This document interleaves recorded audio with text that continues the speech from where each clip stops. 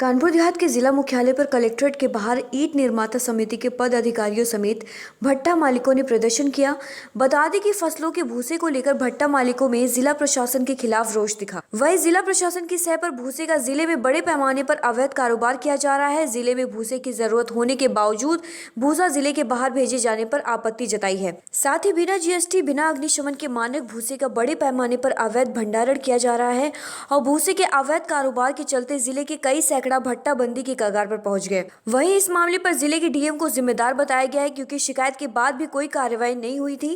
कार्रवाई न होने पर ईंट निर्माता समिति डीएम और एसपी कार्यालय का करेगी घेराव और भूसे की जरूरत को समझते हुए ईंट निर्माता समिति ने एसडीएम को ज्ञापन सौंपा है। जगह जगह भूसे के डंप हो रहे हैं।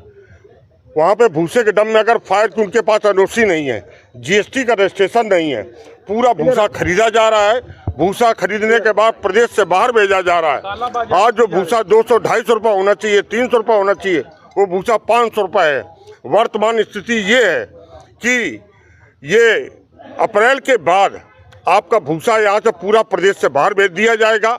रेवेन्यू सरकार का जो लगभग जो मिलता था, करोड़ों रुपए जाता था। हम लोगों को ऐसा अनुमान है कि वो रेवेन्यू में 80% गिरावट आएगी। सबसे बड़ी बात यह है कि मार्च में एक हवाएं चलने लगती हैं। भूसा डंप है, हजारों कुंटल भूसा डंप है। सारे थाने के कोतवालों को मालूम है, एसडीएम की जानकारी में है। अगर उस भूसे में आग लग जाती है तो आपके गेहूं के सैकड़ों बीघा फसल जलेगी। गांव के नजदीक डंप बने हुए हैं, गांव के गांव जलेंगे। हम लोग जितने भट्टे के कारोबारी हैं 6 तरीके से सरकार को रेवेन्यू देते हैं। जब हम मिट्टी का विनिमय करते हैं, मिट्टी के किसी किसान से मिट्टी की रजिस्ट्री कराते हैं, तब हम स्टाम्प ड्यूटी के माध्यम से उनको टैक्स देते हैं। हम लोग जिला पंचायत के माध्यम से उनको टैक्स देते हैं। हम लोग जब पर्यावरण की एनओसी लेते हैं तो पर्यावरण का शुल्क देते हैं। उसके बाद हम लोग खनन का शुल्क देते हैं, प्रतिवर्ष 2 लाख रुपए के आसपास। इसके अलावा हम लोग जीएसटी देते हैं। हम लोग उसके बाद साल के अंत में कारोबारी होने के नाते अपना रिटर्न दाखिल करके इनकम टैक्स देते हैं।